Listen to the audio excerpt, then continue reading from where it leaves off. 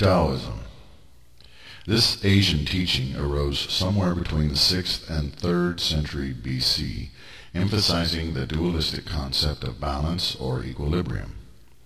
However, looking deeper, the symbol of the Tao demonstrates a unity of opposites to form the oneness of the Tao, which is regarded as a universal expression, force, and spiritual power that is beyond all deities and spiritual conditions.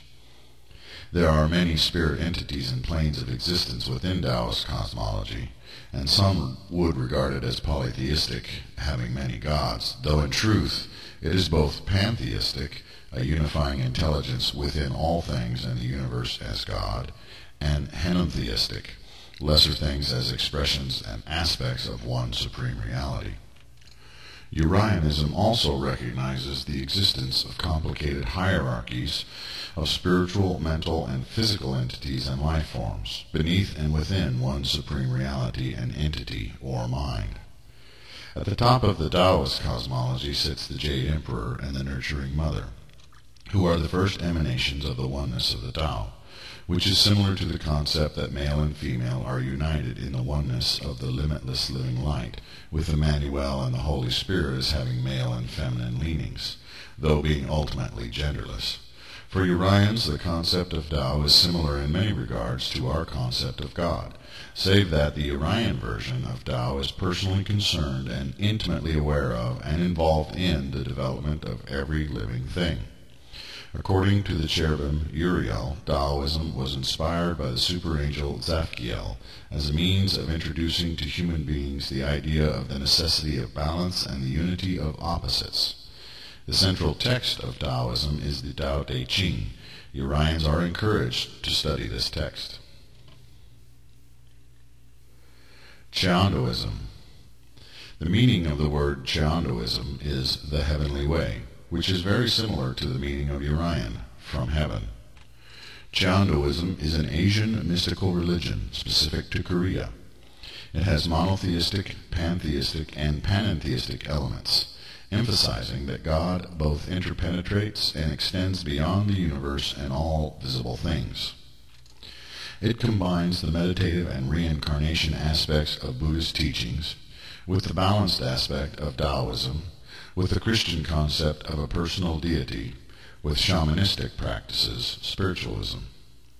In this sense, it has a great deal in common with Urianism, and the primary difference is that the Urianism absolutely forbids consorting with the dead, which in Cheondoism is expressed by communicating with ancestors. Cheondoism that encourages shaman priests to communicate only with positive nature spirits, the earth spirit, angels, archangels, Emmanuel, and God Spirit would actually be so similar to Urianism that the two religions might be considered the same thing. Cheondoism teaches that God is within every human being, speaking to them and trying to guide each person to righteousness and truth, and calling all humans to work to make the earth a paradise and to establish justice in society. Founded or formulated by Cheondoism in the 1860s, he taught the peasants in song. The teachings were intimately related to revolts against tyrannical rulers in Korea, but in recent years, with the secularization of South Korea, the belief system has been slowly edged out. It must be noted that Cheondoism formed Donghak, which is almost entirely Asian in nature, while King Gojong added Christian elements, which is what brings the teaching into greater harmony with the teachings of Uriel. There are also many differences, however, especially in the form of nationalism and exclusionism, and not all moral or political views of Cheondoism are compatible with Urianism. In Urianism, it is taught that the super angel Raziel inspired Cheondoism. Sufism. Sufism is a form of Islamic mysticism, which focuses on God as love and the necessity of love as the path to God. Sufis employ sacred dance, chant, and poetry, meditation, and trance states achieved through dance that allow communion with the divine. Sufism is very open to other religions, and its moral and ethical values do tend, in westernized versions, toward the liberal end of idealism. Sufis do not regard God in the personal sense, but as a state of consciousness and as an impersonal totality of existence itself. There is a great difference and a growing rift between Islamic Sufism, the original form, and Universal Sufism, a modern, liberalized, humanistic version. Creator-centered shamanism. Christianity arrived in the Americas long before there was a United States, and many native peoples accepted its practices and tenets, but combined those beliefs, Catholic usually, with their own ancient ways. Shamanism is not a religion proper, but it is a methodology of approaching the divine and spiritual realms, via practices of severe self-deprivation, hunger, thirst, lack of sleep, sweating, dehydration, rhythmic chants, forms of deep meditation, and the use of hallucinogenic substances. The Native American Church is a legally recognized organization in the United States, and members can, in some states, legally use peyote and other substances for ritual practices.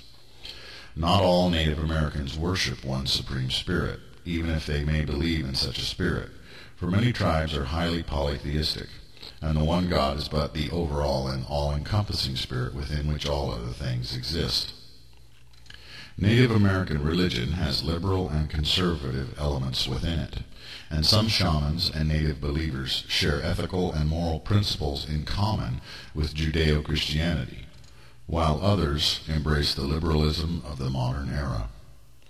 Shamanism that is monotheistic and or Urian can be a very effective path to reach communion with the divine spirit and the archangelic expressions, aeons. And in this sense, it is a path that is recognized as valid. It must be understood, however, that many people use shamanism or native beliefs as an excuse to use drugs and in order to get attention, for many who claim to be shamans are only pretenders and dreamers. Note, the totality of this summary of the history of monotheism was not derived from any specific source, but is a compilation of information gathered from so many different books, bits and pieces of things read, documentaries, websites, personal reflections, and auto-writing sessions, that it is difficult to say where it comes from, beyond my memory. Yet I will give credit to Wikipedia, which has been of untold value to me as a place to research much of what Uriel has taught me. Just like anyone else, I myself had to go through the training prescribed to the priesthood of Urianism, though certainly not in as organized a fashion and truly with much more extreme methods. This is not a specific guide, but is intended only for general reference, and so that readers may be given a glimpse of the bigger picture of the work of the archangels throughout human history. Note 2. I, Uriah, have written this section of the book, and therefore it is from human understanding, and may be improved upon and revised in future generations to perfect the descriptions before and the charts hereafter given.